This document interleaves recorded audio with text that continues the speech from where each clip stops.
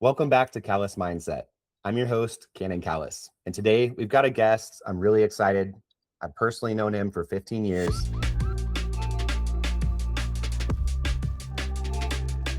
Before either of us entered into our businesses, buying investments, real estate investments, or really any type of entrepreneurship, I had front row seats for half of my life to watch Matt Tupa grow over years.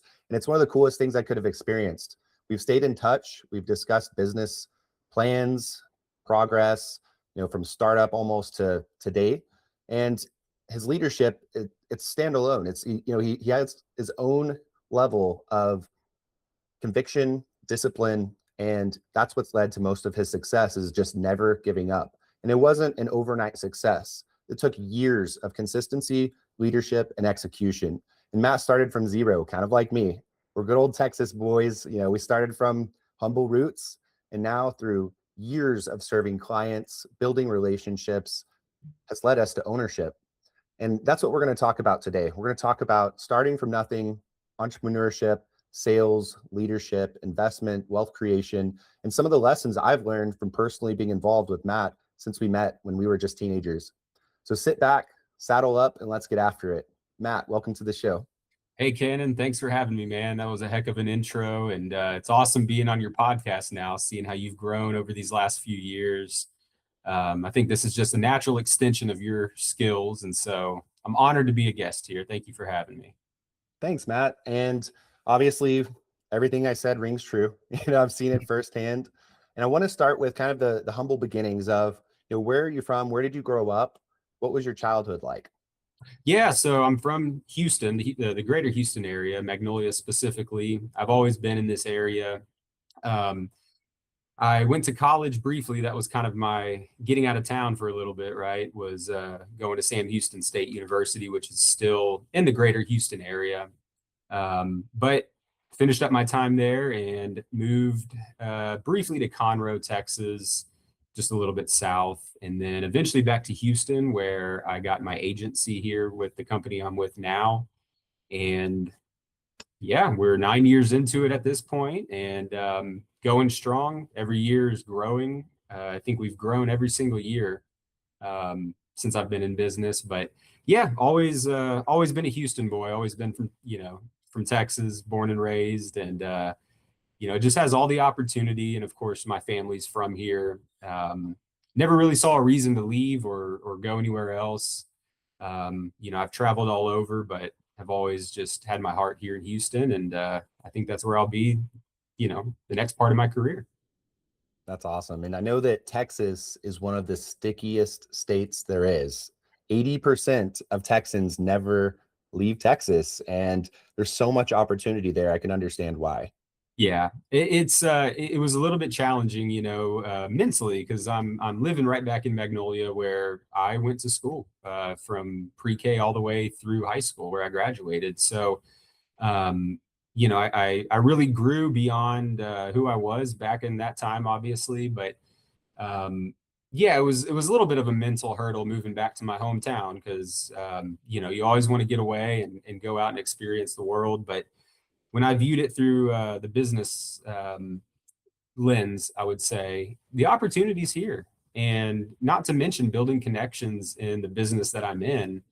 Family and friends, like having those long-term relationships only feeds into the business I'm in now. So, it goes beyond just not wanting to move away from my family, but it's mostly about the opportunity that's here in the fourth largest city in this nation. So.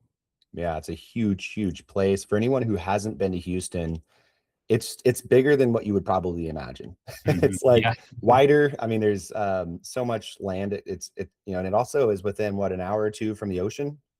Yeah. It's about a 2-hour drive from where I live down to Galveston. We actually just went 2 weeks ago for my son's birthday. So try to take advantage of that every year. That's awesome. Well, speaking of your family, what did your parents teach you about money and work, and what do you plan on, passing on to your children?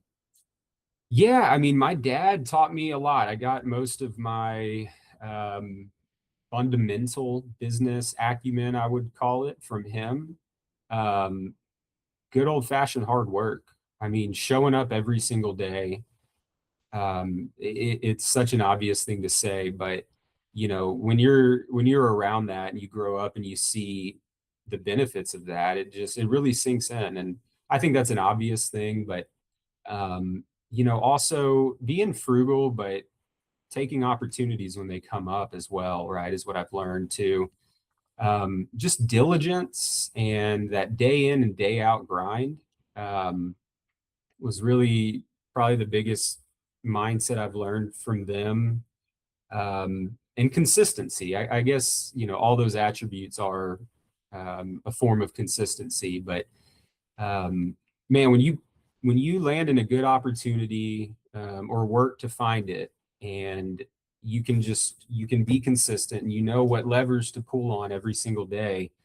It's just a matter of executing daily. Now, on the money part of it, yeah, a little bit of frugality, and not living beyond your means. That was that was pretty much built into me as a kid and growing up. And yeah, I mean, it's who I am. So it's what I did in business as well, right? Is I never really, I mean, I took risks, and you just really have to be thoughtful about all those things, is, the risk you're taking, but also not over leveraging yourself with debt or committing to, too high of a payroll, just as it relates to my business specifically. Little things like that. That mindset really finds its way into all those aspects of business. And my grandfather also was a business owner too. He built fences. So just a very humble, very small business operation that he did for, geez, I believe 40 years maybe or more. And he ran his business out of his own backyard. They had a little bit of land, so he also used it for a storage as well. They used most of it for business purposes. I think they own like an acre in the Spring Branch area. So yeah, it kind of runs in the family a little bit of managing money well, but also using it for opportunities when those come up. Yeah, and it's probably coming from a center of decision making power that you don't realize you have, because today's age, especially with, we're living in such a time where it's impulsive buys, right? Hmm. Immediate satisfaction and the shiny thing, just spend the money, put it on a credit card. And a lot of times that can get you, like you said, over leveraged. And then you have to keep up rather than building from organic growth. And so I watched what happened, from the beginning. I don't think I hardly heard from you in the first 2 years of your business. And when I did hear from you, it was just when you came up for air to basically tell me, hey, I'm still here. I'm still alive, I'm still doing it. But that's kind of what you had to do, straight out of school. You make a sacrifice, you borrow a little bit of money to start a business, and that's getting after it, right? Like you just went right into it. And so Yep. while a few of my friends and myself, we're kind of figuring out jobs, socializing still probably a lot more than we should have.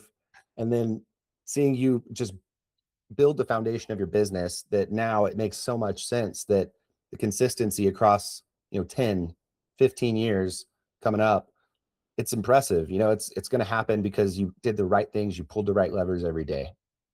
Yeah, no, man.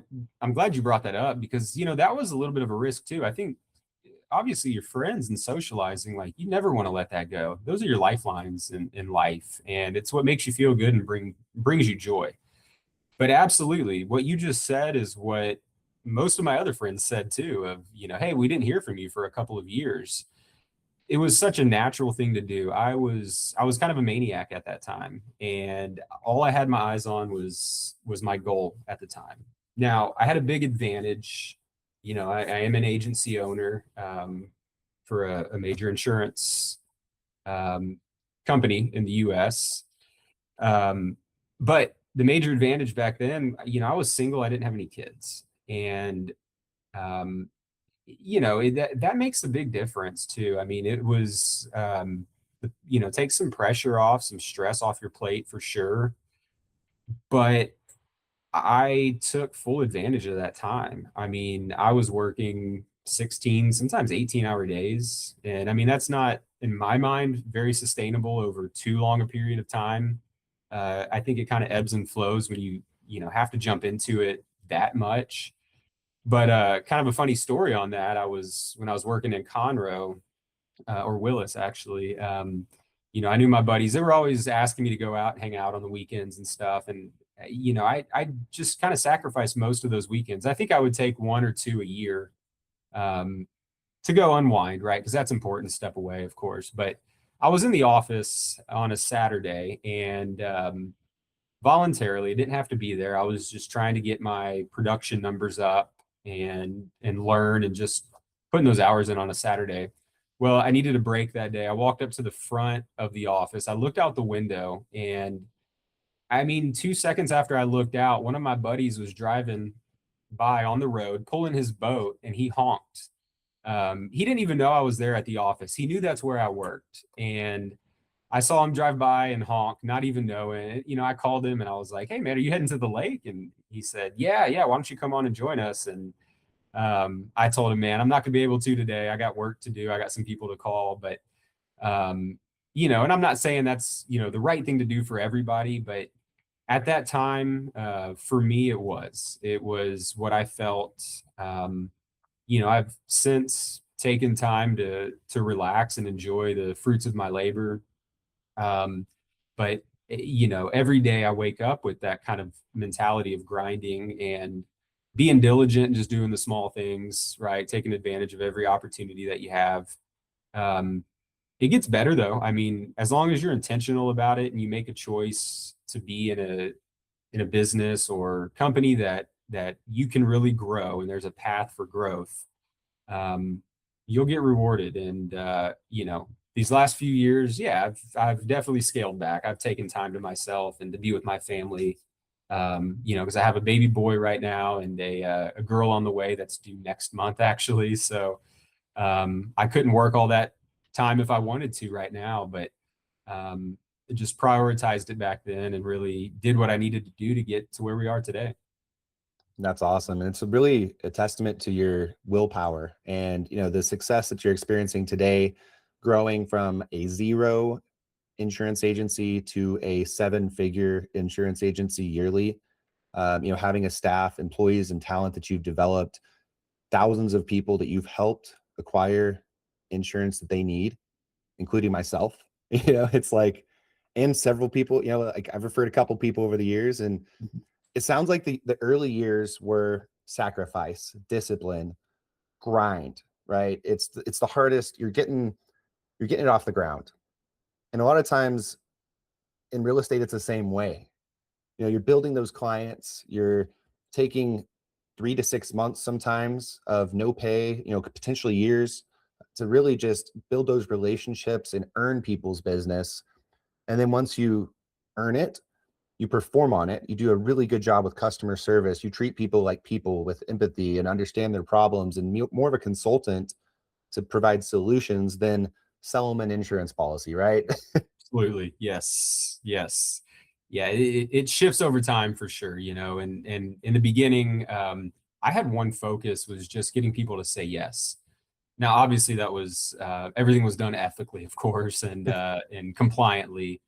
Um, that was it. That was the only focus I went in and day out. And, I went in opening up my agency with processes and word tracks. And I knew a lot of new agents at that time were doing a lot of build outs with their new offices. I probably had one of the most humble looking offices, to put it bluntly, cheapest, right? I didn't do any kind of build out. I got the space from the previous agent that was there, that was retiring. And I think I spent less than $1,000 on fixing up the inside of the office because it was a little bit outdated for sure, but um, didn't go overboard on that. We had one focus, and that was just to get customers to say yes. And of course, you got to do things the right way. You got to provide value.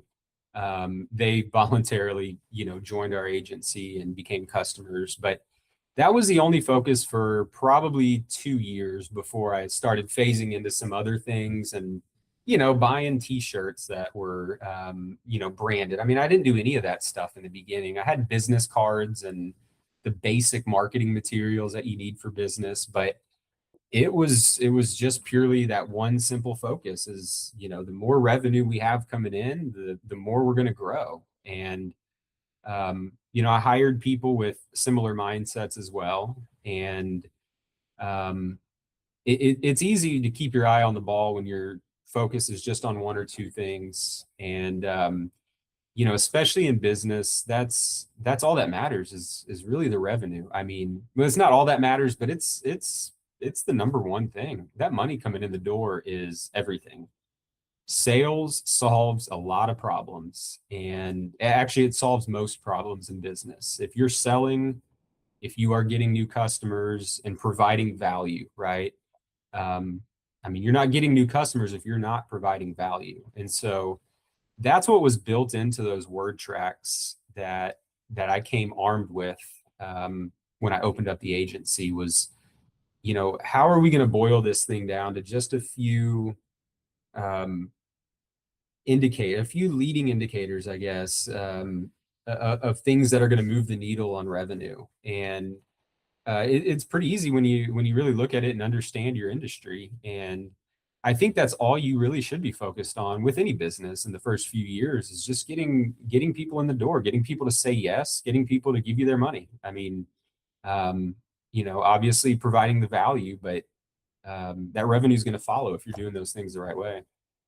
Yeah, that's very true. And I have always been in sales, focused on numbers, revenue, quotas, growth, year over year, ROI, all of the revenue stuff, right? And I 100% agree is that if you're able to solve the revenue and sales problem on the front end, you can hire support, you can train people how to, provide the value that is your standard.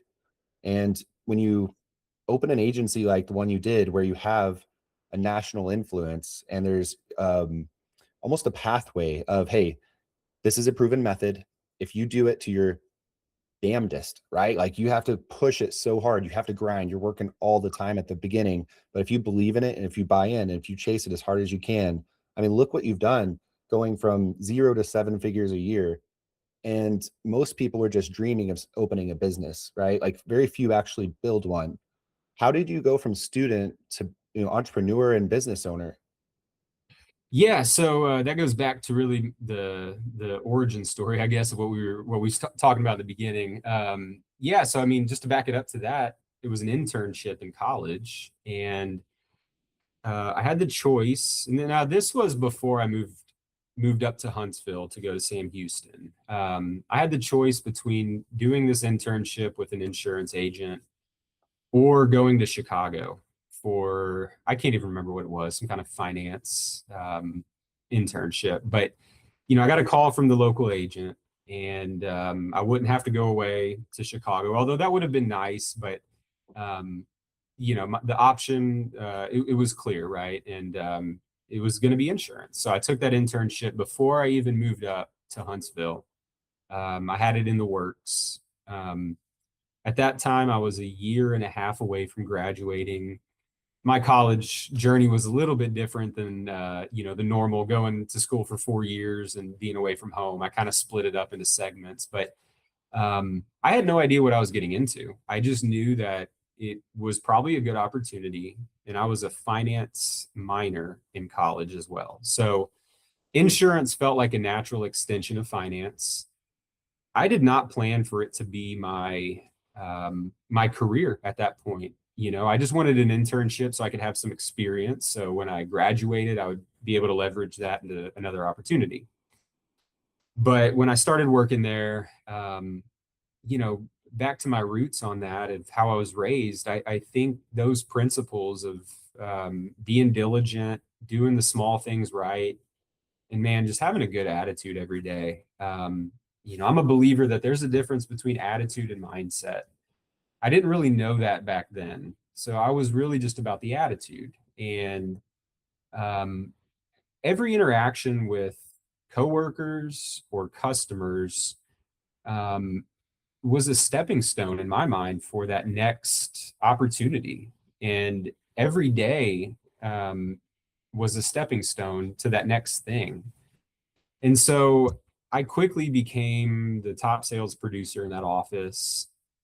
And I just kept my nose to the grindstone probably for a year and a half there. And the agency owner at the time and the office manager, they ended up telling me, hey, you're ready to go out on your own. And it kind of struck me. I wasn't even thinking about that at the time. I mean, I knew at that point that I did want to go and be an agent. I wanted to get an agency with that same company. So that developed over time. But I didn't know I was ready at that point. I mean, my head was down. It was focused. I was just trying to help that office grow as much as I could, be a team player.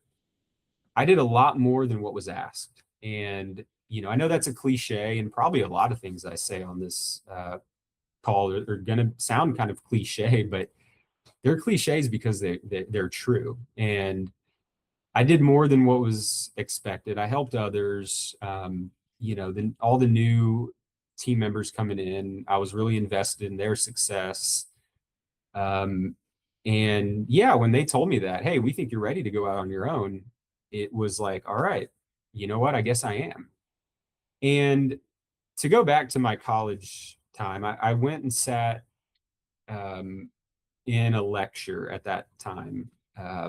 I didn't know it, but the guy dropped a line that sticks with me to this day. And he said, grow where you're planted.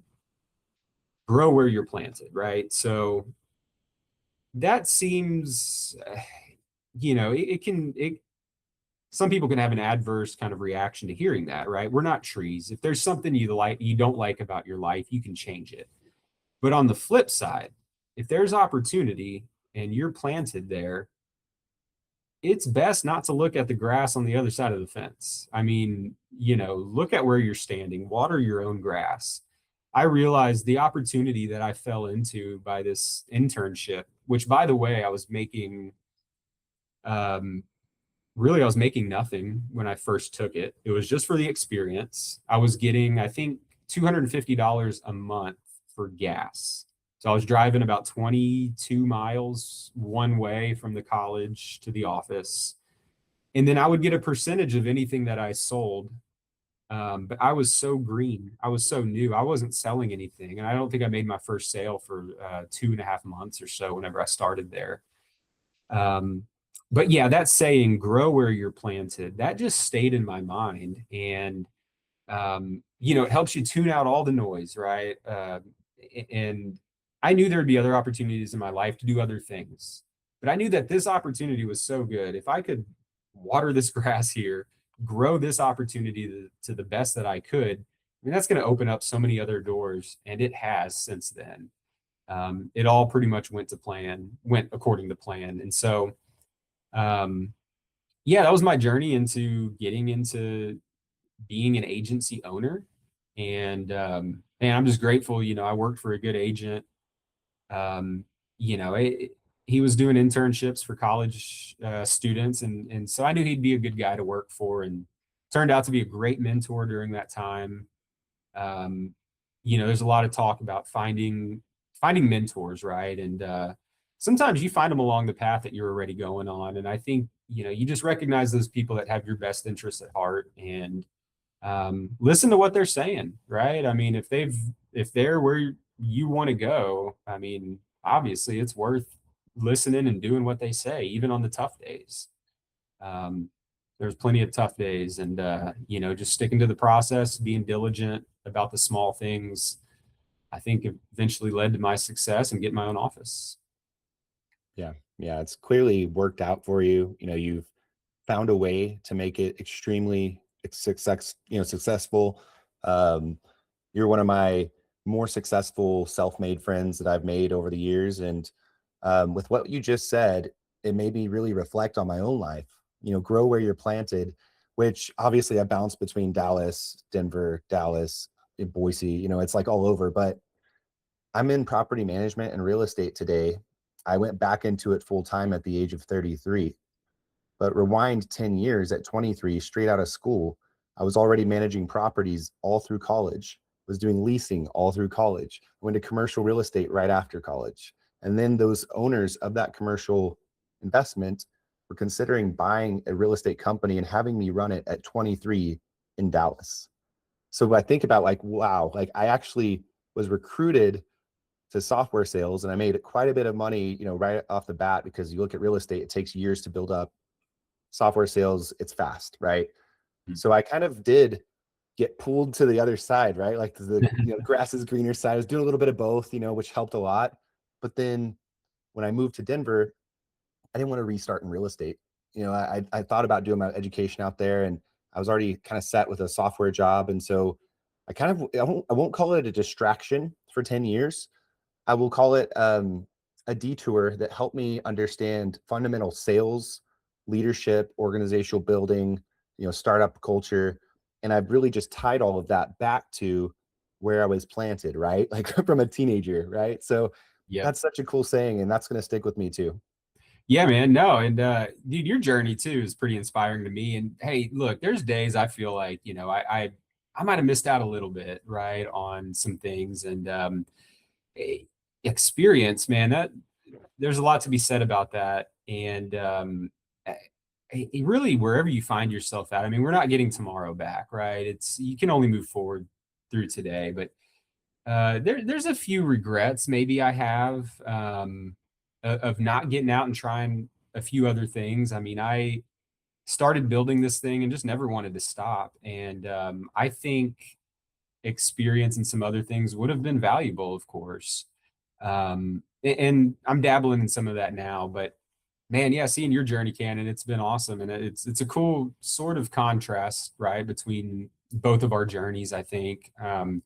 There's really no right or wrong, no right way or wrong way to do it. I mean, everyone's different, and everyone's got the opportunity to write their own success story. So never feeling like you missed out or did the wrong thing or had years that were, wasted, or that you weren't focused on the right thing. And I think, you're great at taking all those experiences you had and kind of putting them all together. And man, it's cool. I mean, I see your logo back there, the Kannon Real Estate, Callis Mindset podcast here. So it's really neat to see that. And you've helped me a lot too along the way. And yeah, knowing you from back in college when we were a little bit aimless to now where we're pretty dialed in on what we're doing is it's pretty remarkable to see. Yeah, it is. And it's exciting, and the most exciting thing to me is that we are still so young. Like, if you really think about it, we're not even, I mean, depending on what God has for us when our life ends, who knows? But let's say we're not even halfway to, like we're like halfway to 70, right? And the average entrepreneur starts his business and his or her business in their 50s. So you think about what you've done is you have done more than most entrepreneurs creating a seven-figure business. We have to think, 90% of businesses close in the first 2 to 5 years. You've done more than most entrepreneurs at a younger age, which has created a foundation for you to catapult from.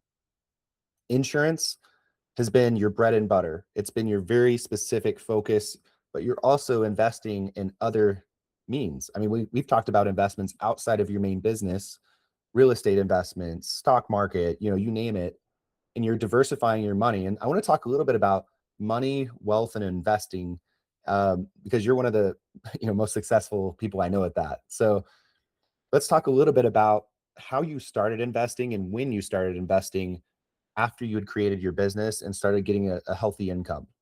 Yeah, start small, start somewhere, take that first step. That was the only thing on my mind, when I started investing, and opened up a little E-Trade account shortly after college. I minored in finance, so I was really exposed to that in college. And that's a pretty specific, it's a pretty specific thing to do. But yeah, opened up a little E-Trade account, and I just said, hey, if I got to just get familiar with this, right? I just want to see what the interface looks like on the app on my phone. I think I was using an app at that time. We were away from computers already.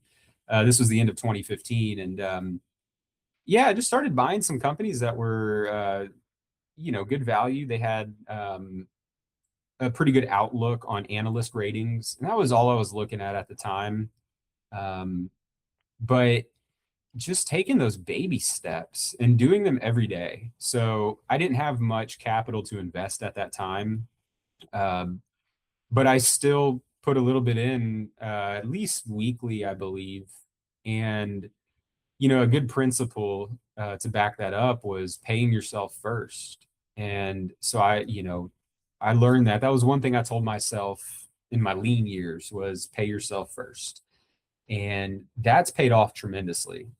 People that are thinking about investing, start today. Just do something, open that account, see what the process looks like, just kind of um, you know, go through the motions a little bit. And this is not financial advice whatsoever. This is just more life advice, just to throw that out there. But um, paying yourself first, and whether that's saving or, if it is investing in whatever you're looking at doing, it's got to start there, right? You got to just take those first few steps. And so, yeah, I do it. I do a little bit every single day. I look at my investments, add a little bit to them, do some research. So I do a lot more research than trading, I would say. Um, every day though, I do a little bit right in the morning. So I wake up and my daily routine is get my coffee. I read something that's not work related, something that's inspiring and that gets my mind primed for the day. I try to do 10 pages a morning. I think I read about 8 to 10 books a year. And some years it's less than that. But not to get off topic, I think it is relevant to what we're talking about. But I hear statistics like the average CEO reads 30 books a year. I don't beat myself up one bit if I only read 3 books that year, but I will beat myself up if I don't read at all, right? And heck, even if it's one book in the year, I think I started really reading. It was about a year after college. I just recognized that my mind was starting to atrophy a little bit from not having exposure to that educational material. And so, but since then, I think there's been years where I've only read one book, but I kept that process going. And every day it's just, you kind of just feel like you're starting over a little bit, right? And you'll build momentum. And, currently I'm not really in a period of time where I feel that strong momentum, frankly, but it sometimes does feel like going through the motions, but that ebbs and flows. And if you have that commitment to yourself, it's going to come back, right? That wind to your back, you're going to feel it eventually if you never give up. And I think you mentioned that earlier too. That's probably my only superpower, I would say, if that's what you want to call it, is never giving up. And some days that's all I know how to do. We're getting beat up, maybe losing a lot of customers, and didn't close that sale I thought I was going to, have problems with the team, whatever it may be, but never giving up on it, right? And doing those small basic things that you can do, because everyone's going to have days like that. Some days we're on the mountain, some days we're in the valley, and if you know what made you successful, right? Even if it doesn't feel good in the moment or you don't feel like doing it, it's just doing the minimum that you can do, just to get through those time periods. Because that tide is always going to go out, right? I mean, if it feels like it's rushing in on you, it's going to go out eventually. You're going to have those moments of clarity, and it happens unexpectedly both ways, right? The good and the bad times, but being grounded in those principles. Also writing every day is a huge thing for me too, is just writing down some thoughts, goals as well. But another saying I like too, I wanted to put this out there, was work harder on yourself than you do on your job. That's something that I say to myself. I try to say it daily. Can't remember where I heard it from. It could have been Zig Ziglar or someone like that. But work harder on yourself than you do on your job. And that ties into the finance and the investing piece as well, because it's a very personal thing, right? To take care of your finances, and it's just like taking care of your health, right? Um, and so yeah, those things can feel overwhelming some days, and I'm pretty I have high standards for myself, and a weakness of mine is just thinking I can do a lot more in a day than I can. Um, and I'll run straight into the wall and burn myself out, and I'm sitting there scratching my head like, why did I do that? But it's about breaking it down, try to organize my thoughts, give myself a few goals to hit each day. And man, it's amazing what that does, right? You look back after a year, and I think we overestimate what we can do in a day, but underestimate what we can do in a year. And so I always kind of operate with that mindset. Yeah, it's such good pieces you're sharing with us, and I'm finding a common denominator here, and it's do the little things every single day and stay consistent. Don't ever give up, and just keep showing up no matter how you feel. So That's when you do it. those three simple things and you're doing the right things, and like you said, you're in the right vehicle, going the right direction with the right driver, whatever it might be, it's going to get you somewhere.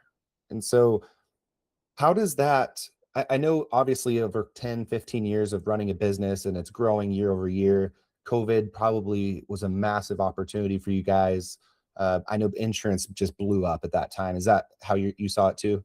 Yeah, for sure. I mean, it was scary. Like, I'm a little bit old school and like to be in the office and be there in person. And I think I was in what was that, our third year, 18, 2019. Yeah, yeah. So I was only 2.5 years into agency, and into owning my own business. And man, that you still feel really green at that time. And so, but our hand was forced. Like there was nothing we could do, right? Looking back, it was like, okay, we got to go work from home. I mean, that's it. We have every capability to work from home. We have all the remote tools.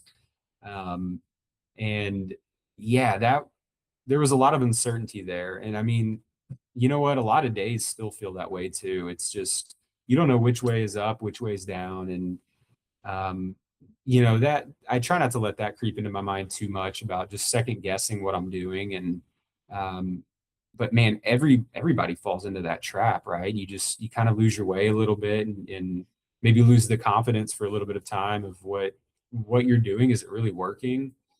Um, but yeah, I mean, those themes that you said, that's exactly it. It's so simple that it's easy to forget sometimes, because it gets boring, right? Just um, those basic things, but injecting enthusiasm, injecting some excitement around those things, um, is really the only way to keep going and to see, like, hey, the little things lead to the big things. And how you do one thing is how you do everything. So I am, you'll probably notice another theme, which is I like to have all these little sayings and these phrases that just stick in my mind. But that's what keeps me going is, in educating myself and reading, right? Reading was, I mean, one of the biggest catapults to my success. It's because it's a voluntary thing that you don't have to do. I mean, not to go back to that, but the CEO reading 30 books a year, I, I think I heard like the average person doesn't read a single book after they graduate college. And just pick one up and read it, man. I mean, that's where I started, and it started an avalanche of knowledge and momentum that is just unstoppable to this day. It may not work for everyone, and I mean, I think reading's good for everyone, but there may be other things that people really latch on to. But for me, that was what it was. And so during those hard times through COVID and other challenges that we had, I would just recall these things that I've read. And reading those books, I can give some examples if you want, but some of the biggest benefit from it was reading about people who did doubt themselves, who did go in with the cards stacked against them. And, those little phrases and some of these cliches that I say, I mean, those are the things that pop up in my mind during the tough times throughout the day. And whatever it takes to get you through those tough times is gold. I mean, that's all you need is something to keep you moving forward, because confusion will set in. complacency will set in, or the desire to give into complacency, right? And man, I know you've been through all these challenges as well, Cannon. Like, it's nothing that's unique to me or anyone else that's successful, right? And so yeah, do those little things, be diligent. Try not to get too out in front of your skis, I guess, and focus what's right in front of you each and every day. And I think it's unstoppable momentum when you do that. Yeah, it's true. And I wholeheartedly agree with the reading aspect of growth. I started reading when I was young. When I was 10 to 15 years old, I read as many fantasy books as I could, fiction. And then somewhere between 14 and 15, my mind completely changed. And I've never read another fiction and fantasy book since then. It's all been nonfiction, self-improvement, teaching me lessons that are applicable to my journey in my life.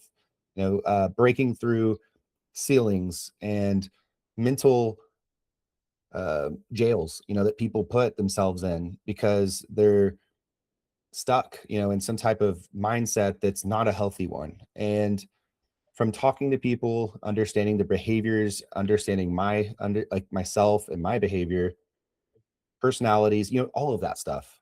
It's all attributed to my understanding, my communication, and how I approach every single problem, obstacle, hardship that faces me. And I think we're very similar in that way. Is if I don't read, I feel like I'm not growing. Like I feel like if you're not on the up, you're on the down.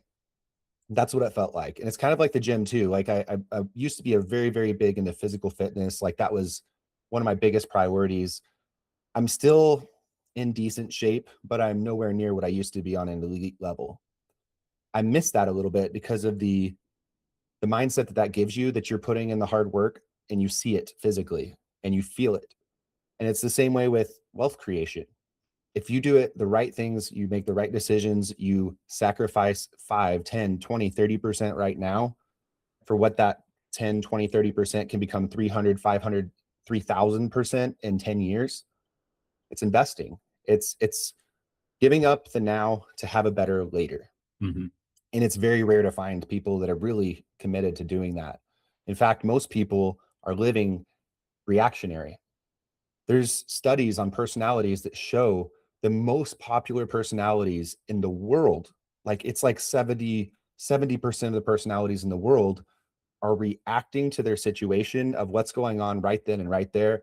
And they don't have a way to get ahead because they can't make strategic decisions because they don't have the vision to see the future. To me, that's what books taught me. It's like you read a book of someone who's been through this and a crazy story. Some that come to mind right off the bat that I read when I was young was The Outliers, Traction, EOS in the last 10 years. There's so many. David Goggins and his mindset, Unbreakable. There's there's so many more. And honestly, if I move out of the way, you'd probably see I have a whole bookshelf down here of hundreds of books, and probably 10 of them I haven't finished yet. And I want to, but then I'm prioritizing, okay, do I read right now and grow? So I need to do something more like what you're doing, where it's even chipping away every single day. It's a set time. It's a block, 10 pages a day, something like that. And I think more people could utilize that time if they implemented a morning routine like that. And it would lead to incremental steps that would lead to where you're looking like, wow, I've come a long way because the time that passes while you're, headed that same direction. Yeah, I mean, dude, yeah, everything you just described, it's so funny. Like when you realize how similar your journey is to someone else's when you're, striving to be better and you're going after success. And it doesn't feel like, reading or doing those little things sometimes it's hard to map out, where is that going? Like, is this really helping me? Right. I mean, let me get to the office early and get my day started. Right. I mean, do I really need to be doing this? It's easy to put those things off. And I mean, that's something I think most people know that, or have been through and understand that on a deep level is, it's easy to get motivated things and, do them for a little while and fall off. I mean, who hasn't had that experience, right? Most people listening to this probably have had that time and time again. And yeah, thinking of it like a ritual, right? I forget that saying, but a ritual is something that's non-negotiable, I believe. It's something along those lines. And it takes a long time to get ingrained. I mean, when you start a new habit, the excitement level it goes up pretty sharply. You love it at first, right? Then you can hate it, and then you get used to it. And that getting used to it, I mean, it can feel boring sometimes and monotonous, but um, if you make it through a period of time, if when you don't want to do it, right, and even going to the gym as well. I mean, I've been lifting weights for 18 years, I believe now, and I may not look like it, but it's something I do three times a week, I believe. It, it's just surrendering to the process. And if you know something is a good input, right, whether it's mentally or physically, I mean, you're not going to regret doing it. That's another common saying as well, right? Is no one ever regrets going to the gym. The only bad workout is the one you skipped. And just eh, surrendering and to the process, staying diligent with it. And you just never know when, like, that one day that you didn't want to do it. I mean, that could be the day that turns everything around. Reading specifically, man, I think I like it. It's peaceful. It's turned into that morning ritual for me.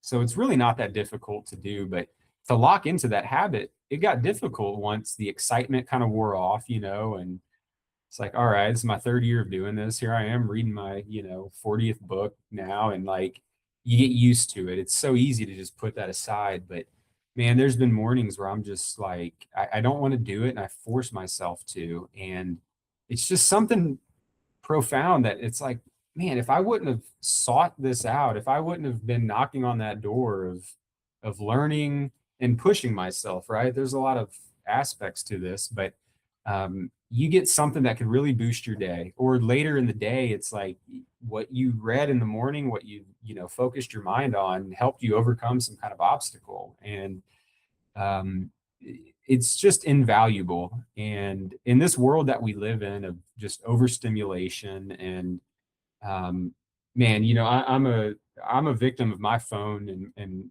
screen time and fallen into that. I mean, it's a daily battle sometimes, and I'm just like, man, can I cut my screen time down? Like, I've been trying to do this forever. It's just like all these distractions and things like that.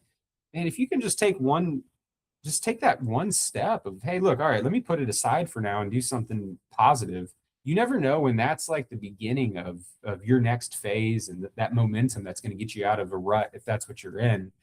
And then not being complacent, right? Whenever you're building that momentum and it's moving you forward, keep doing those things, right? And the feeling may not be as intense during those times.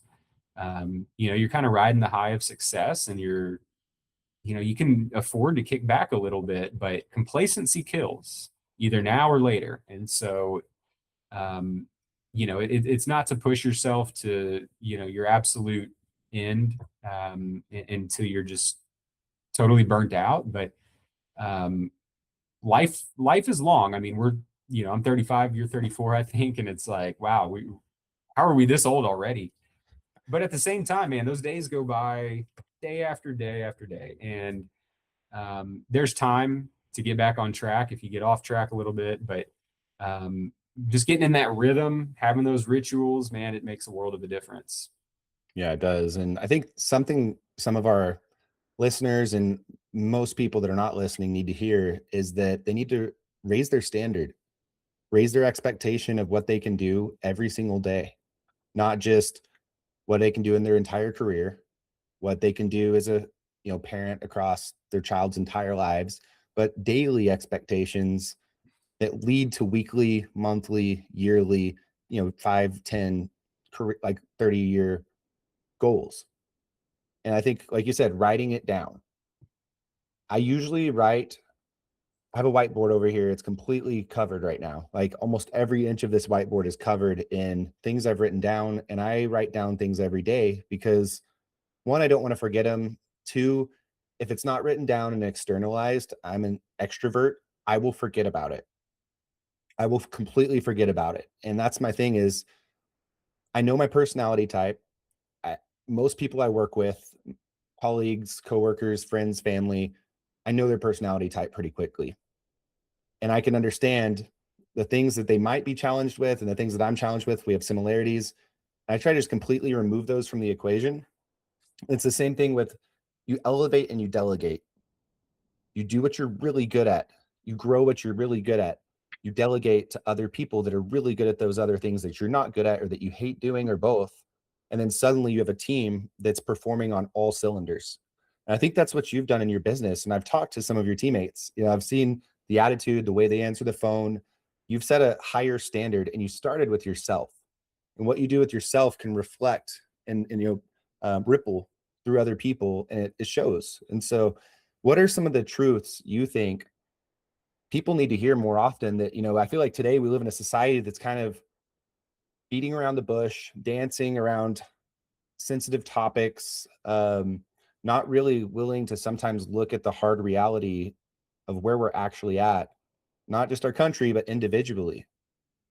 Do you have any truths that you would share? That maybe they sound a little edgy, or maybe they're like a little hard ass, but they're not, right? Yeah, hey, that's a great question. Yeah, I mean, so the way you pose that question really makes me think about, a lot of the chatter I see about, the economy, of course. That's on a lot of people's minds. Um, Damn it, we have the internet. I know boomers, and you probably have some listening, maybe. I'm not one that buys into this, but there's a lot of chatter about that from our generation, you and I, and how we inherited this crappy economy. You have all the information in the world at your fingertips. That's my edgiest response to that. I mean, um, the information I can look up on Google. You used to have to drive to the library and find, the section of the library that it was in. Leverage what you have, and um, you know, I I think I don't know who needs to hear that or who if that is something that needs to be said, but that's what I think about a lot is leverage the capabilities that we have these days and focus on the opportunities that we have. It's unreal. Like you can teach yourself anything through the internet, right? And so that's one of those edgy things, I guess, that I just when I read that, I absolutely despise hearing that because number one, what is that going to do? Okay, if that's the reality that we're in, all right, well, yeah, we need to look it in the face and there's no sense of sugarcoating it. Sure, I don't spend much time thinking about it because what the hell am I going to do about that? Other than skilling up and learning more, and that's where I put all my time and energy in. I don't sit around. That one really gets me is when I hear that one.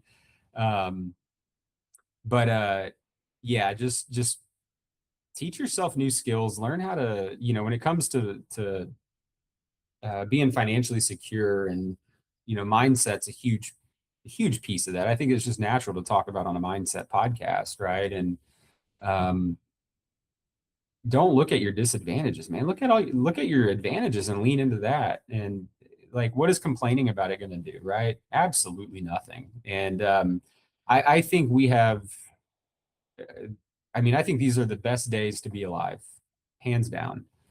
Um, another one, and this is a little philosophical, I guess, and it's kind of yeah, whatever you call that. But um, the world, I hear that a lot, right, man? What is this world coming to? I don't know. I see a lot of good in this world when I look around. When I make it a point to pay attention to the good things, um, I see a lot of that, right? So I'm 35. I mean, I'm still pretty young. I've been hearing what has this world been coming to since I can remember. I would guess 100 years ago, people were saying the same thing. I would guess 1,000 years ago, people were saying the same thing. There are a lot of problems out there for sure. Um, do I think it's worse than it's ever been? Absolutely not. I I think it might be better, as good as it's ever been, quite frankly. And I don't know how many people would agree with that, but those are kind of my outlooks on life, and I think that speaks directly to mindset, right? I mean, I mentioned in the beginning how attitude was kind of my big focus. Mindset's been something I've become a lot more aware of just these last few years, and the distinction between attitude and mindset. I think your mindset's first, and then attitude, and then action. I don't know if that's how the saying goes, but anyway, those two things, I think, though, I think about that a lot. And you're going to get what you focus on. I mean, if you're out looking for problems, you're going to find them, and if you're looking for opportunity, you're going to find it. Yeah, I couldn't have said it any better. I mean, excuses is one of those things that it makes my blood boil, because the economy is so generic, claiming that inflation, interest rates, overall market uncertainty, there's a war 10,000 miles from where we live in our local, like it's, you're making things impossible, and you're taking out the potential from what could be because of some excuse that has less to do with your success than most people think. And I'm not saying you, but like people in general. Mhm. I've heard the economy, the market's too saturated. There's too many competitors. The pricing's too high. There's not enough time, and that's the one that gets me the worst. The timing. When I hear people say they won't commit to something because of time, but there's other people that have already been successful, way more successful than the people that won't commit the time, because the people that were successful committed their time differently. That drives me crazy, because it insinuates that the people that are less successful, whatever that means, it could be financial, it could be healthy relationships, it could be health. The people that are not doing as well think that their time's more valuable than the people that are doing it and committing the time and seeing the success. That's the part that really drives me crazy, because it seems hypocritical. And to think that your time is more valuable than someone else when we have the exact same amount of minutes in a day, hours in a day, days in a month. Some people, they don't make excuses. They see tremendous success, but for some reason you can't, right? And that's the part that drives me crazy. From salespeople, I've ran sales teams, real estate agents, insurance agents, you name it. There's always going to be the same excuses. And you want to find people that they find a way to succeed, not a reason to fail. And that's exactly what, I think that's a great way to wrap up that point. And those excuses come from a lot of different reasons. Maybe they're not great at managing their finances. They're not great at making decisions that are smart long term. Maybe they don't know how to market. Maybe they don't know how to do sales. Maybe they don't have accountability. Maybe they don't even write out their goals. Maybe they had poor leadership and they were led the wrong direction. So now they're just continuing a negative, bad tradition. There's so many reasons. And one of the reasons I decided to name this Callis Mindset and to start this podcast is because I've overcome, I won't say weaknesses in my own mindset, but it's a way to solidify a path forward that no matter what, your mindset will grow if you commit to it. And if you hear other people on this podcast and you hear their stories, sometimes we can resonate with that. And we say, okay, I'm going to do something different today because I heard from Matt in a super successful business in Houston, Texas. Texas is one of those competitive markets there is. Texas is the capital to most headquarters in the country, most multi-billion-dollar companies. The population's like 31 million. So you're competing against more people. To win in Texas, to win in Dallas, to win in Houston showed me when I came to Denver, when I came to Boise, that's significantly smaller, it feels like the opportunity is closer to grasp because there's less people that are making excuses. This is people doing stuff. And so it's been a really exciting time. Mindset is, like you said, the foundation of that. Your attitude sits, based on your reactions each day, pretty much. Like your mindset's long-term, attitude can be in the moment, and then the actions come from both of those combined. And I 100% agree. If you have the mindset set, at first, it's easier to have a good attitude. You choose it, obviously, then it's easier to have better outcomes. And if you're showing up when you don't want to with a good attitude and the right mindset, that's where potential becomes opportunity and it converts to reality. Some of my biggest opportunities have happened on days that I didn't want to go to work. I didn't want to do that call. I didn't want to go to that event. And then suddenly that call turns into something so much bigger, or that event, someone approaches me that I would have never seen, and now we have a deal together. That's the mindset that it's growth. It's focused on opening doors, allowing opportunity and potential to become something. And when you're negative, you're constantly telling yourself the world's ending, everything sucks, I can't win in the stock market, whatever it is, you're closing those doors. You only lose when you quit, right? I mean, Yeah. that's the only time anyone ever, you're either losing or you're learning. I mean, that's the only way to view it. And yeah, your point about showing up and when the big wins happen on those days when you didn't want to show up, or, man, time and time again, I've seen that happen too. And you go into things with and maybe not the best attitude or the best mindset, and then somebody comes along wanting to do business with you, and it's you almost feel kind of guilty of like, man, I should have been in a good mindset before meeting with this person. Like, that influence that others can have on you, and man, especially when you're winning um, in sales, or like whatever success you're getting is, that'll stop you on a dime right there and just make you really reconsider, right? And that's tough. I mean, it's tough to do that day in and day out, and people have serious problems in their life. And man, the longer you live, it just seems like, when is it ever going to stop, right? There's things that just come up time and time again. Every day it's like, okay, something new, unexpected happened. And man, some people really like, yeah, they get behind the eight ball. They weren't dealt the best hand. And um that's tough. I don't blame anyone for, falling into that negativity. And um but that is the default, right? It takes intention. It takes thoughtfulness to climb out of that. And I think having rituals is probably those, that daily schedule that you have, right? Having things, those non-negotiables that you do every day, and keep it basic. The physiology, I think, right? Our mind follows our body, right? If even if all you're doing is going for a walk every day, or um, you know, taking the stairs to go to the second floor to use the restroom or something, like I use little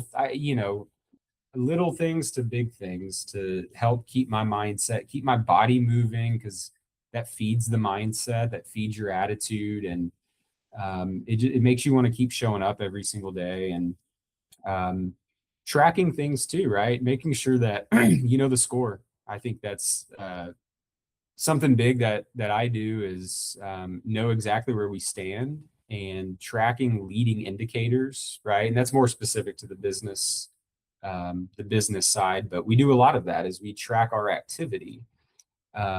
It's a lot easier to execute high level activity when, like you said, you're not making excuses, but um, when you have the right attitude and mindset about it, and when like, hey, this is going to lead to something eventually if I just don't stop, and if I just keep doing this. And I'm in sales, I know that's been said, but if we're not winning today or this week, all it should do is just feed our appetite to keep those inputs going of contacting more people, right? And you got to look at those numbers. You got to have a scoreboard, and you got to know that those leading indicators or what they are, right? So you got to identify them, because I think a lot of people throw in the towel without even looking at the metrics, without even looking at their performance or their daily habits or whatever it may be, and saying, well, yeah, I'm doing X and it's leading to Y. Well, no shit. Like, you gotta know the path, and the process to get there, and then just execute it. That's where the mindset comes in, because there are going to be obstacles The book that I'm reading right now is The Obstacle is the Way. I read it uh, in January of this year, and after I finished it, I read another book. I can't remember, but I went right back to this one because I caught myself having probably a bad attitude and a bad mindset. And I'm like, man, I just read this book, and what did I do? Forget everything. So I'm making myself go right back to reread it. And I don't buy too many new books at this point. I have probably 50 to, well, no, I probably have closer to 100 at the house. I don't buy very many new ones because the theme is very common in all of them. Um, and so I go back and reread them, and occasionally I'll add new ones to the roster when I've, read all the ones I have. But yeah, just going back to the basics, and it's amazing how how you learn something and you can forget it so easily the next day or the next week. So motivation is like showering, right? It doesn't last, so that's why it's recommended daily. That's a great way to put it. Something you said kind of, I have a phrase in my head I thought about after you said, the ritual, like creating good rituals. And to me, the thought that came to me is that if you're not creating good rituals and following and chasing those good rituals and choosing those, bad rituals will automatically be the default to choose you. If you think about it, if we're not doing the good things, we're doing nothing. And nothing is getting left behind because other people are doing the good things. You know what I mean? It's like kind of like the opportunity cost of not doing something is sometimes more expensive than actually the cost of doing it. And if you're not doing these things, you're going the negative direction, and you're probably going default, which is news, social media, and it's all negative. Almost every story that's out today is just negative, negative, negative, polarizing people, hate the other gender, hate the other sex, be afraid of people, hate, like racist stuff. Like there's so much dividers that are divisively being put into our media that we're consuming, that if you're not putting good thoughts into your head, I'm pretty sure bad thoughts are being put there without your consent. Yeah, the vacuum doesn't exist. I mean, if you're not intentional about the good stuff, the bad stuff's inevitably going to creep in. That's beautifully put, man. Like it's you gotta be intentional and choose it. And man, that is such an easy trap to fall into, because I think naturally, I guess biologically, we're geared to that. Is we want to get somewhere safe, right? We want to get I mean, who hasn't dreamed of hitting the lottery and then never having to worry about anything in their life again? I think we would all be miserable if that happened. Now, I would like to find out for myself if I'd be miserable. I'd love that to happen, but we need that purpose, and being intentional every day. That's one of the quickest things to forget about and get complacent with whenever you get to that place, that whether you're starting a new job or a new business. I mean, there's always kind of an end goal to it. You want to hit that level of income that you're looking for, and get to a secure place. I think it's just hardwired into us. But you got to look at those other things too. You got to look at the areas that we're weak at too, and know that if you're complacent on those things, and you know what, sometimes it takes I mean, we're stubborn creatures, and I am too, right? And even though I know these things, I mean, there's some days where I'm like, I don't care. I'm just going to let it happen and see what happens. And that's not all bad. I mean, for the most part, yeah. But, there is a point sometimes where I do have to learn something for myself, and see how it plays out. But I think with those rituals and those daily habits, like you build some fail safes into it. And sometimes folks like you and it's you got to let nature run its course sometimes. I mean, I think we both have our foot on the gas all the time, right? And so a big part of what goes on in my life too is I have a chronic illness that is a major obstacle. I don't know if God gave that to me to slow me down a little bit, because otherwise I would never slow down. And that forces me to sit back and evaluate. And that's a little bit different. It's a major part of my life. I don't like talking about it too much because everyone's got their issues and their problems, but it's a major obstacle that I've had to weave into, or that's woven into my day, that I've really had to come up with ways to manage that. And another saying that floats in my head all the time is, if I get knocked down 1,000 times, I'm going to get up 1,001 times. There's a common theme to everything we're saying here, right? Is just never quitting and never giving up. But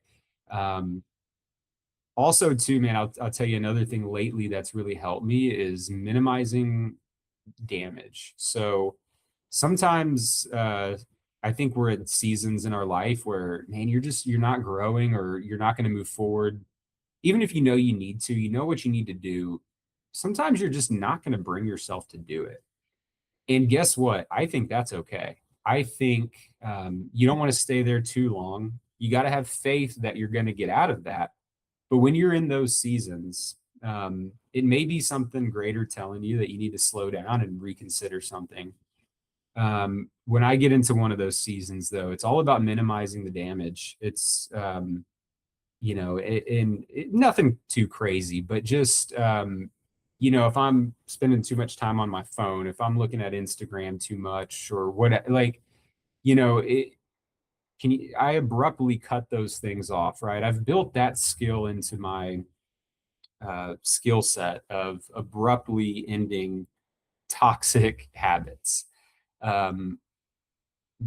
Because if you beat yourself up for it time and time again, like, that's not good either, right? You got to treat yourself good. You got to be your own best friend. And so if you can use even those weaknesses to your advantage. And so, yeah, when I slip into some bad habits, I have this skill that I can abruptly just stop. I mean, I'm a big Astros fan. So I watch games a lot, of course, but there's some evenings when I'm sitting there watching the game and I'll abruptly just turn it off. In the 6th inning with, Yordan Alvarez is up to the plate. He's my favorite player in the world, favorite Astro ever. I have this habit of just stopping. And what I'll go do is maybe, this is assuming I'm not spending time with my son, maybe he's asleep already or whatever, but I'll just go do something positive, even if it's for 10 or 15 minutes, because what that's doing is sending a signal to my brain that I'm still in the game. I still want to be here. And so, yeah, just kind of little silly things like that. I think we all have those things. And, I'm trying to be vulnerable with, things that are specific to me and that help move me forward. But anyway, yeah. Yeah, thanks for sharing that. What I'm hearing is elite level discipline power. Most people can't do that, dude. I know it seems like it's normal for you, but it's not. Like, it's not normal. So the fact that you've already gotten to that level of self-control, self-discipline, where it could be your favorite player ever on your favorite team that you've watched your entire life, in a situation that's like high stakes, tie game, he's at bat, like something, and you can literally just say, you know what? I can separate what's my reality, hands-on in present, versus what's in my mind, kind of, right? Because we are watching a screen. We're not there in person. We're committing to make that decision to spend that time watching a screen. And a lot of people get stuck with this with reality TV, movies, fantasy books, you name it. You spend a ton of time, and I'm not saying you shouldn't do that. But if your ducks aren't in a row, or if you want to keep growing and not hit a ceiling where you're limiting yourself, that's what you just did, is you escaped the ceiling. If you just sat there and watched the game, you're not getting any better. You're just watching entertainment, other people perform. But if you take that 10, 15, 20 minutes and you go do something to grow yourself, you are getting better. So I think you might actually be addicted to getting better. Maybe that's a good way to put it. Yeah. And once again, I know it's a little silly, and, nothing wrong with that. Like you said, man, I mean, we all deserve to treat ourselves to some things. And yeah, that specifically, it helps me just keep telling myself and giving myself that signal of, I'm in this thing. Right. And, yeah, the best ideally is I would go home and, not to be a workaholic or anything like that, but yeah, maybe I'm addicted to getting better, and I'm addicted to getting 1% better every day. Right. And, sustainability is a major word that I use as well. Anything that I do that's growth oriented is it takes effort, right? And if you go too hard, it's not sustainable sometimes. And that's a big word I use now that, here I am in my 9th year of business. And if I do something, I want it to be sustainable. I'm not in it for the short, being a flash in the pan. And, I don't chase accolades or anything like that. I mean, business wise, I chase profitability. And then in my personal life, I chase good relationships and just being healthy. And, but yeah, that's just a little silly trick that I have. And I think, yeah, everyone's got to be individual with that.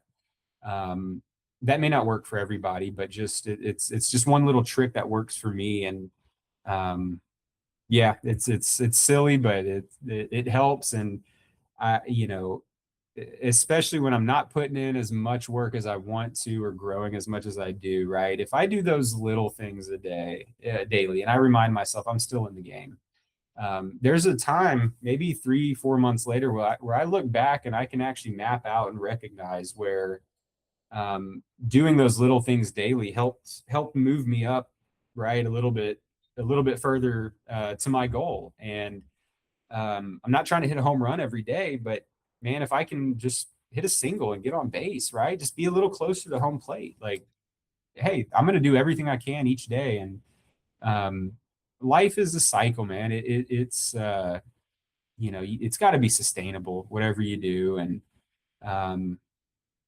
yeah. Well, I've only got a couple more questions before we wrap up, but this one's kind of a trifold question, or a 3-part. I'm excited as well right now for where we are at in the information age, with AI and the communication and knowledge kind of age where we're at. I do think we're in one of the highest opportunity time frames, especially of our individual lives right now.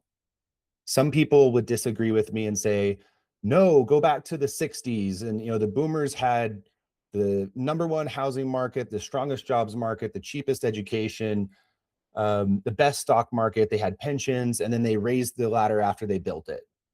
That's another excuse.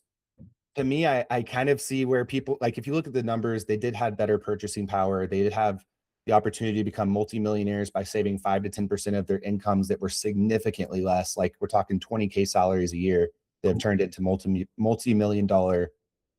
But we don't know if that's going to happen in our life. So when you're doing the right things, like you mentioned, investing every day, I'm on a set it and forget it type of mode right now, where I'm investing to specific stocks without even looking at it. It's all automated every single day, a certain number, because I don't want to get the emotions involved. I lose when I get the emotions involved. I know that. And so what do you think we can do? And what are you doing right now? Because I truly think, like I mentioned, we are in one of the best times to create businesses. You look at you and me, we're 2 generations separated from boomers, creating businesses from scratch.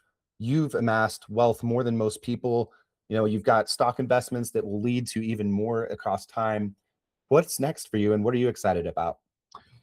Oh man, that's a good question. Hopefully I have a good answer for it, but yeah, I mean, we're not going to stop it no matter what, right? It's coming. Change is coming. There's going to be something after AI that we're going to have to get used to as well, and that seems crazy, right? Like it's hard to imagine um, the next thing after AI, but it's going to happen. And whether it's in our lifetime or the next lifetime, a few generations down the line, you're not stopping change. You're not going to stop, the progression of technology. Yeah, I mean, I'm excited about the efficiencies of it. And especially like I mentioned earlier, my, the chronic illness that I deal with, right? Using AI to find answers and to connect with communities, like it saved me a lot of time that I'd have to go to my doctor or things like that, right? Or researching stocks and investments. It's yeah, it's a threat a little bit to my industry, and we'll see what comes of that in the future. I'm not really too concerned about it. Um, but I want to be an early adopter for it. And I don't know if maybe that time's already passed, but yeah, I want to just jump on the train with it, right? See how it can, because it's a tool that's there, right? If you think it's bad, it's bad. If you think it's good, then you'll find ways to utilize it um, and incorporate it into your success and moving forward. So yeah, I mean, I am excited for it, but yeah, a little just unsure of what it's going to look like, a little nervous, a little anxiety around it, but I think that's life. I think every generation before us has had that thing in their lifetime that was scary, and it's bringing change that you're not going to recognize. Um, and I guess my ultimate answer to that question is I just take it day by day, try to learn a little bit more about it each day, see how it's having impact, try to have that foresight into how is it going to change, my process, my approach to things in life, and just jump on board with the good things and try not to get lost in, that anxiety that can come with change. So true. Yeah. It's a lot of unknowns and a lot of things that you don't know what you don't know, right? Like there's different buckets. You know what you don't know, which is feels safer because at least you don't know it. But then there's you don't know what you don't know, like completely a blind spot. And I feel like that's kind of what the future is looking like because this technology, I can't like I've followed AI, I followed machine learning, I followed automation, software industry the last 10 years. But this is something different. And I don't know if it's going to be like that general super intelligence where we have humanoid robots now that are like our assistants, and that will happen in our lifetime. I can almost guarantee it. They're working on it right now. But they're saying it's going to like remove a lot of the things that humans are responsible for, including independent thought. And that's where I get a little bit concerned is that we're already heavily propagandized. Like marketing and advertising and messaging and communication is like the number one spend for most multi-billion-dollar organizations because they're trying to be thought leaders and change the future thought to meet their agenda. That could also happen with AI. I've actually seen studies that say if you're using Chat GPT, which I have used heavily, they're eliminating words from the vocabulary at a very fast pace. So the answers you're getting are not going to have the full aspect of words because it costs more to do that. So they're going to dumb down our language using automation. And I don't know like what that actually is going to become of, I don't know if that's true, but I've heard, these thoughts and it does make me a little anxious, but it doesn't change what me and you are going to do. It doesn't change the way we're going to approach life. We're still going to be open-minded. We're still going to adapt and we're still going to overcome. A lot of people, they just talk about success. They talk about it from the sidelines, but they've never actually risked or committed to the path like you or I did. Really, what's led to our success is being consistent, that we will not take failure or no for an answer. And if we do get failure or a no, it's a failing forward experience. We're learning from our failures, and regardless of how much those failures cost us in time, money, emotional, whatever it is, right? We're still pushing forward. I know that our listeners are going to be really impressed with your story and what you've accomplished over the last 9 years of starting your own agency. And I wanted to see if there's any final thoughts that you'd like to share with our listeners. Man, yeah, I mean, I think we kind of covered most of it here, but yeah, I think believe in people, right, is kind of ties into what you last said there is, especially with AI coming, and I believe in people and helping others and extending that helping hand to bring up the next person that's coming along, because it costs nothing, and it's you know helping someone else out just helps yourself as well. But yeah, final thoughts. I mean, um, don't take the little things for granted.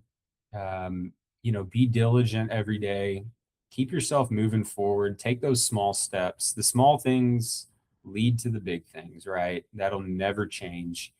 Appreciate each day. I think every day has something to teach us, and if we look for it, it's not going to fall in our lap. I think you have to be intentional and go out and look for things that align with your vision.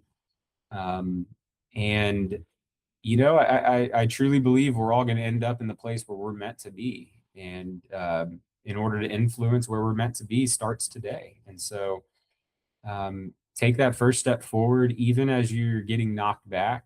If you can in any way minimize that damage and get your feet firmly set in the ground and just move forward and slowly take those baby steps towards improvement, right? That means everything for today. And so today is all we have. This moment right here, it's all we got.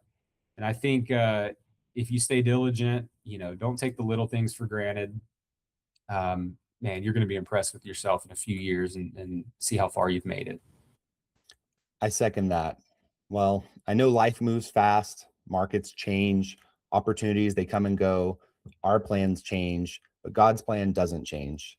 And that's one thing I think we can really find a lot of faith and trust in, is that there is a bigger plan for us. And if you truly believe that, and you're willing to take personal responsibility, work hard, build strong relationships just like this one, and have a willingness to get off your butt and do what you need to do, betting on yourself is never going to go out of style.